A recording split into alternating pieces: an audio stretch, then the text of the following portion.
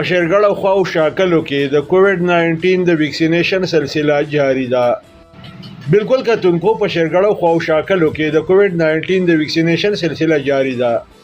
په روزانه بنیادونو باندې په سونو خلکو ته د کووډ 19 ویکسین لګولې شي. د محکمه صحت او محکمه ریوینیو په اهلکارو باندې مشتمل د کووډ 19 د ویکسین او موبایل ټیمونه مختلفو علاقو ته ځي او خلکو ته ویکسین لګوي. ایډیشنل اسسټنټ کمشنر تخوی حاجی فرمان علي په خپل باندې د ویکسینیشن د دې مهم نگرانی کوي. بالکل کتونکو ایډیشنل اسسټنټ کمشنر تخوی حاجی فرمان علي د دې مهم په خپل باندې نگرانی کوي. راځي کتونکو چې وګورو د پښتو پوینټ ټلویزیون په شیشه باندې د ویکسینیشن د دې مهم د دې عمل دا ریپورت.